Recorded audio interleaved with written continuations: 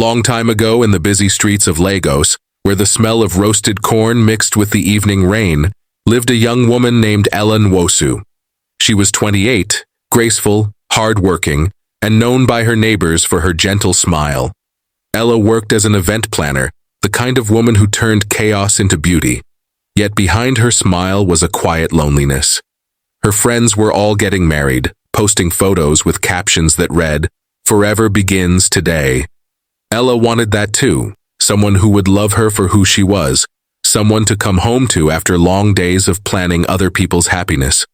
It was on a rainy Thursday evening that everything changed. Ella's car broke down on her way home from a client's house. The rain poured heavily, blurring her vision as she tried to call a mechanic. Her phone's battery flashed red and died before she could speak. She sighed, resting her head on the steering wheel, whispering, "God, not tonight." Then a black SUV slowed beside her. The window rolled down and a calm voice said, "Need some help?" She turned and saw him for the first time. Tall, clean-shaven, with eyes that carried a strange mix of kindness and mystery. He stepped out without waiting for her answer, opened his umbrella, and smiled. "I'm Adrian," he said. "Let's see what we can do about this." In minutes, he managed to start her car. When it roared back to life, she laughed with relief. "You're a miracle worker," she said, her dimples deepening. He shrugged modestly. "Just lucky, I guess. But you shouldn't be out here alone. Lagos traffic can be wicked." He offered to follow her home to be sure she arrived safely. She hesitated for a second, then nodded. That night, when she got home and was about to sleep, her phone buzzed. It was an unknown number. The message read, "I just wanted to make sure you got home safely. I hope your evening is better now. Adrian." She smiled at the screen longer than she should have, her heart fluttering in a way she hadn't felt in years. The next morning, a delivery man appeared at her office with a small bouquet of white lilies and a note that said, "For the woman whose smile made the rain stop." Her colleagues teased her, asking who the mystery man was. She just laughed and said, "Maybe an angel in disguise." Days turned into weeks. Adrian kept showing up, sometimes with coffee, sometimes with flowers, sometimes just to say hello. He was soft-spoken but confident, always careful with his words. He told her he had just returned from Canada to expand his import and logistics business. His stories sounded believable: meetings, investors, shipping routes. Everything about him seemed real, grounded, trustworthy. Ella found herself drawn to him like a moth to light. He made her feel seen, cherished, understood. When he looked at her, it was as if the noise of the world disappeared. Within months, they were inseparable. Her mother met him and immediately adored him, calling him "my son." He was respectful, prayerful, and generous. He never raised his voice, never argued. He seemed like every mother's dream for her daughter. 6 months later, under a soft evening sky painted with gold, they were married. The wedding was small but beautiful. White roses, twinkling fairy lights, friends laughing, music flowing. Everyone said Ella looked like she had finally found her destiny. Adrian looked at her as if he couldn't believe she was real.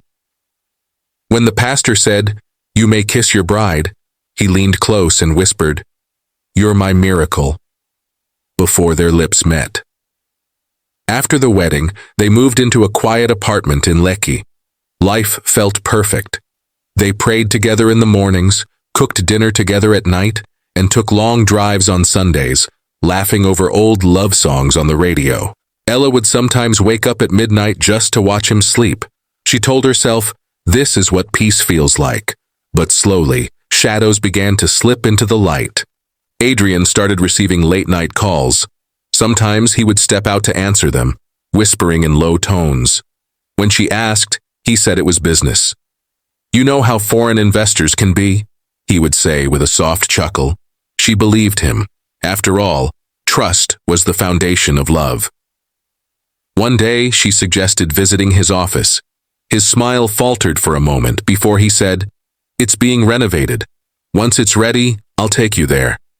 That seemed reasonable, yet something in her heart itched with unease. Weeks later, while doing laundry, she found an old identification card in the pocket of his jacket. The photo was clearly him, but the name read, Kelvin Opara. She frowned, confusion prickling at her chest.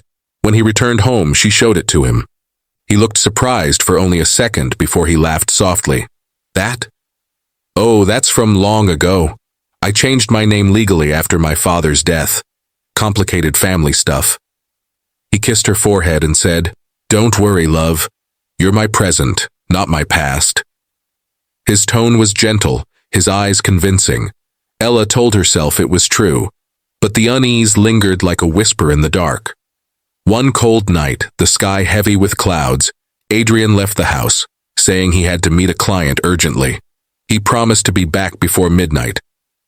Ella waited with dinner on the table, jollof rice, plantain, grilled fish, his favorite. Midnight came, then 1, then 2.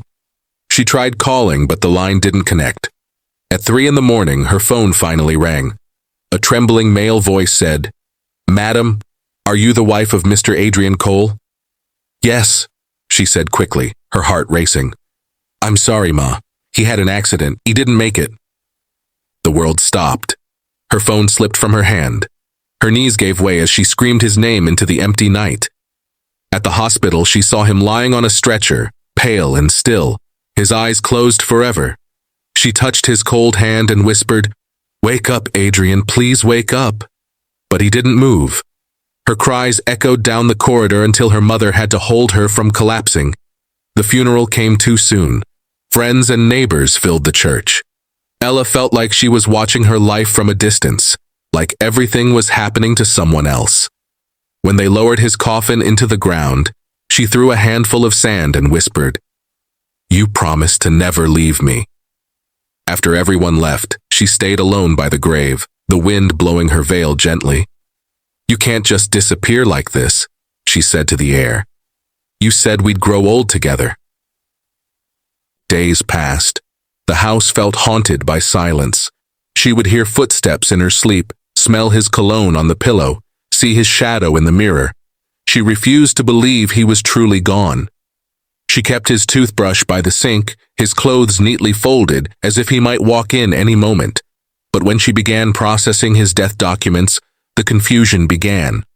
The hospital requested his identification details for the death certificate. She handed them the documents he'd always used: passport, ID card, business registration. The clerk frowned, typing for a long moment, then looked up and said, Madam, there's no record of this man. What do you mean? She asked, forcing a shaky laugh. Maybe it's a mistake. The clerk turned the screen toward her.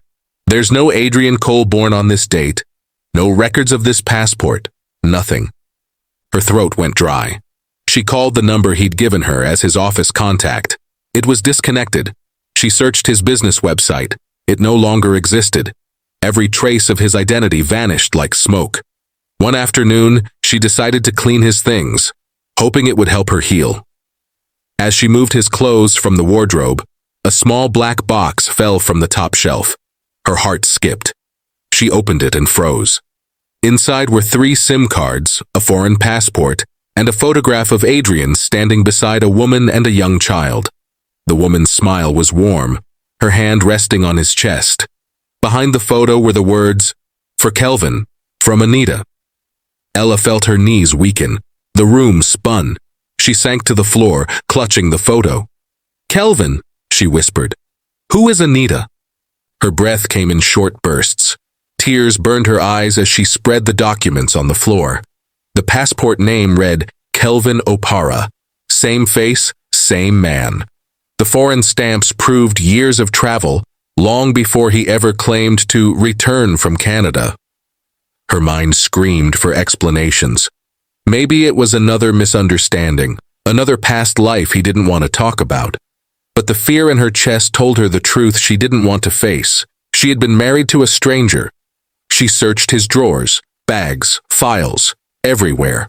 More oddities appeared, unsigned contracts, a set of keys that opened nothing in their apartment, receipts from hotels in cities he'd never told her about. Each discovery stabbed her heart a little more. That night she sat by the window, hugging her knees. The city lights twinkled far away, mocking her loneliness. She whispered into the darkness, "Who were you, Adrian? Or Kelvin? Which one was real?" Memories flooded her mind. The way he laughed, the way he held her close, the promises he whispered under the stars. How could someone who seemed so genuine have built his life on lies? Her phone buzzed suddenly. She jumped. It was a text message from an unknown number. "I'm sorry, Ella. I wanted to tell you everything. Please forgive me." Her hands shook violently. She called the number, but it was already disconnected. The next morning she went to the police, clutching the passport and the photograph. The officer looked at the photo for a long time, and then sighed. "Madam, this face, we've seen it before." "What do you mean?" she asked weakly. "This man, Kelvin O'Para, was reported dead 5 years ago. Car accident in Port Harcourt. There was even a death certificate." Ella's world tilted again. "No," she whispered, shaking her head. "That can't be. He was my husband. He lived with me. He just died 2 weeks ago." The officer closed the file slowly. "Madam, whatever happened, the man you married wasn't who he said he was." She left the station in tears, the city spinning around her like a cruel joke. Nothing made sense. She had loved a ghost, shared her heart with someone who never truly existed. That night, she returned to the apartment, sat on the cold floor surrounded by his belongings, and cried until her throat burned. She didn't know if she was mourning his death or the death of her dreams. Somewhere between the sobs, she realized she would never get answers. The man she loved was gone twice, once in truth and once in deception. The rain began to fall outside, tapping softly against the window. She looked up, her eyes swollen and tired. "You lied to me," she whispered, "but I still can't stop loving you." In that moment, something inside her broke gently, like glass cracking under pressure. She wiped her tears, picked up the photograph and placed it beside a candle. The flame flickered against his smiling face. For a long time she sat there, staring at the picture of the man she once called husband, the man who didn't even exist. The rain had stopped the next morning, leaving behind a dull silence that hung over the city like a shroud. Ella sat on the edge of her bed, staring blankly at the wall.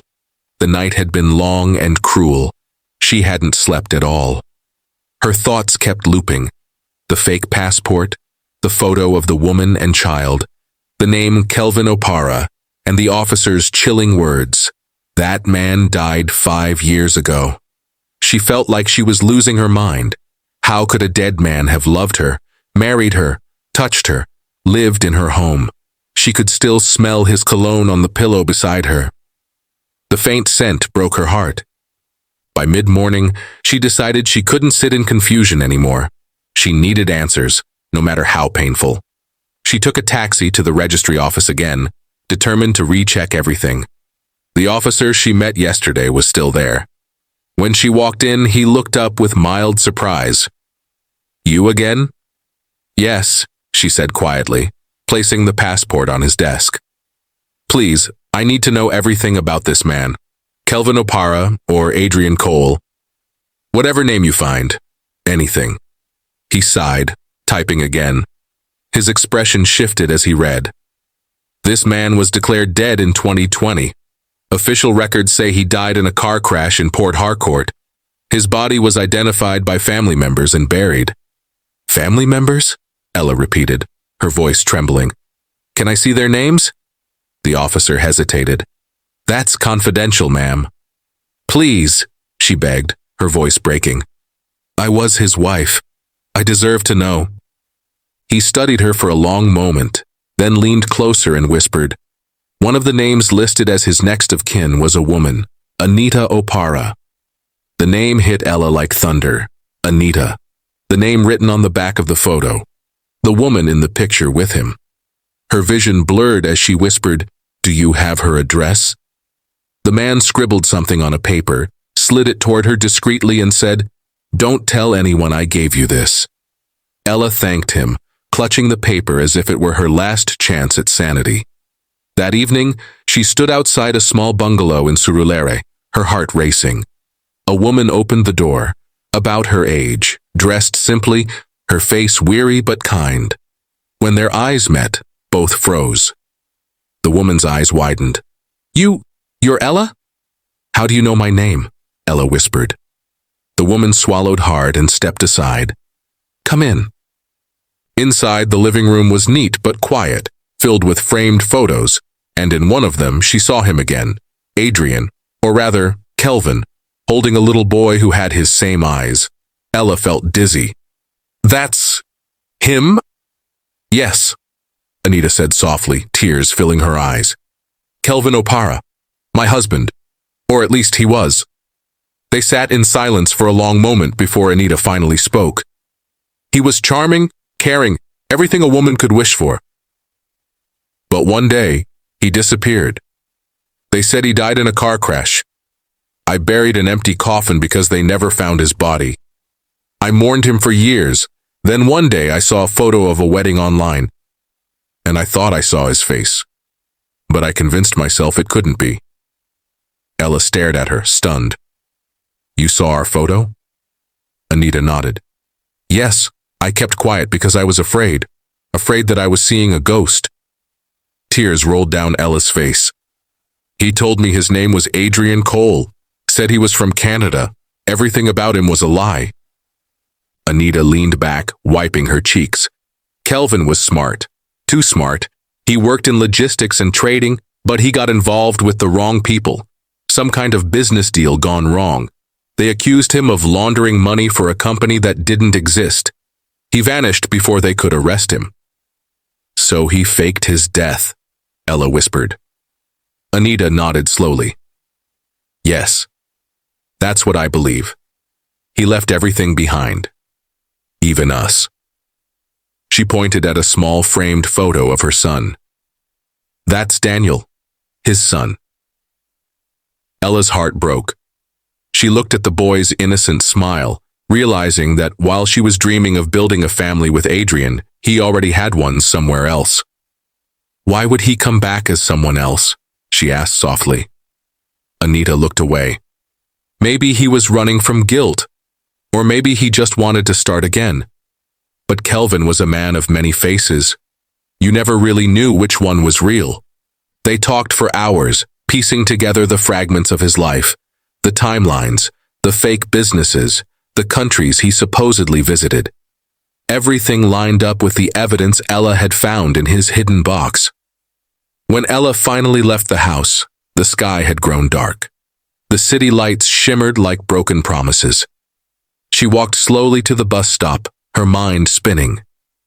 She had married a man who was already dead to the world, and alive only in lies. But there was still something that didn't make sense. Why had he reached out to her? Why did his last message say, "I'm sorry," if he was truly gone? The next morning, she went back to the police station, bringing along the photo, the passport, and the text message. The officer from before was replaced by a stern-faced inspector who took a long look at her documents. "Madam, you may not like what you're about to hear," he said. "We've been investigating a case involving this man, Kelvin Opara. He was a known fraudster who worked with an international network. We confirmed his death years ago, but your case complicates everything. We don't know how he reappeared as Adrian Cole." Ella's voice shook. "Are you saying he might have survived and assumed a new identity?" The inspector nodded. "Yes, it's possible. And it seems he built a new life with you under a false name. But his sudden death in a car accident, that part may not have been random. If he was trying to escape his past, someone may have caught up with him." The words hit Ella like a slap. "You think someone killed him?" The inspector sighed. "We're not sure, but the evidence suggests his accident may have been arranged." Her hands trembled. The idea that her husband had died not by fate but by vengeance was unbearable. That night, she couldn't sleep. She sat in the dark living room, surrounded by his things, his suits, his watch, his favorite book. Every object carried a memory. But now each one felt like part of a crime scene. She thought of his gentle eyes, his soft laughter, the way he called her my sunshine. How could someone so tender live such a double life? Around 2 a.m., she opened his last message again.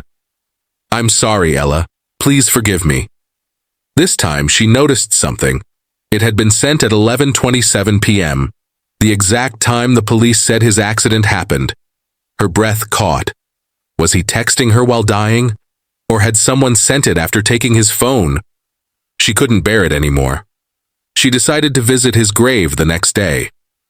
The cemetery was quiet, the grass wet from last night's drizzle. She stood before the small marble headstone that read, "Adrian Cole, beloved husband." She knelt, touching the cold stone. "Whoever you really were," she whispered, "I loved you. Even if everything was a lie, that part was real for me." The wind picked up, rustling the leaves. She closed her eyes, remembering their laughter, their first kiss, the night he told her she was his home. Her heart ached for closure she would never have. When she opened her eyes, she noticed something odd. Fresh white lilies lay on the grave, the same kind he used to send her every Monday morning. She hadn't brought them. Her heart started pounding. She looked around. The cemetery was empty. She picked up one of the flowers. A small card was attached. On it, written in his handwriting, were the words, "For my Ella, I'm sorry." Her body went cold. She dropped the flower and stumbled backward, her heart racing. That night, she couldn't eat or sleep. Who had left those flowers? Was someone following her? Or had he arranged for them to be delivered even after his death? A few days later, she received a call from the police. "Madam Ella, we've confirmed something," the inspector said. "The fingerprints on the passport you submitted match those of the man in your husband's accident. There's no doubt now. Adrian Cole and Kelvin Opara are the same person. He's truly dead." Ella's chest tightened. She sat down slowly, tears blurring her vision. "Then everything is over," she whispered. The officer hesitated. "We also found something else in his belongings recovered from the crash site, a sealed envelope addressed to you." She went to the station immediately. The inspector handed her a brown envelope. Her name was written neatly on the front. With shaking hands, she opened it. Inside was a short letter written in Adrian's handwriting. "My dearest Ella, if you are reading this, it means I couldn't escape my past. I wanted to tell you the truth, but I was afraid of losing you. My real name is Kelvin. I made mistakes, terrible ones, and I spent years trying to run from them. When I met you, I thought I could start over. For the first time, I felt peace, love, and forgiveness. I never wanted to hurt you. I just wanted to be a better man. Please don't let my lies destroy the love we shared. It was the only real thing in my life. Yours forever, Adrian, Kelvin." By the time she finished reading, tears streamed down her face. She pressed the letter to her chest, whispering, "Why didn't you just tell me? I would have forgiven you." She walked out of the station and sat in the park nearby, watching children play, couples laugh, life moving on as if her world hadn't just shattered again. She realized she would never truly know where truth ended and lies began. In the weeks that followed, she sold the apartment, gave away most of his things, and decided to start fresh. Yet one thing remained: the letter. She carried it in her purse everywhere she went, not as a reminder of betrayal, but of the strange, broken love that had once made her believe in forever. One evening, she returned to the beach they had visited on their honeymoon. The waves crashed softly, the sun dipping below the horizon. She took off her wedding ring, held it between her fingers, and whispered, "Goodbye, Adrian," or Kelvin, whoever you were. Then she threw the ring into the sea. It vanished beneath the waves, swallowed by the same world that had swallowed him. As she turned to leave, her phone buzzed. A message appeared from an unknown number. "Ella, thank you for loving me. Now let me rest." Her breath caught. She looked around. No one was there. The number disappeared seconds later. She stood there for a long moment, the wind tangling her hair, the sound of the waves filling the silence. Then slowly, she smiled through her tears. Maybe it was madness. Maybe it was closure. But somewhere deep down, she felt that he had finally told her the truth. And in that moment, Ella knew she would be fine. The man she married never truly existed, but the love she gave was real, and that, she realized, was enough to keep living. Thank you for watching The Man She Married Never Existed, a story that reminds us that love, no matter how pure, should never blind us from truth. Trust is beautiful, but wisdom is safety. If you enjoyed this story, don't forget to like, comment, and share. And remember, sometimes the people we think we know the most might be the ones hiding the deepest secrets. See you in the next story.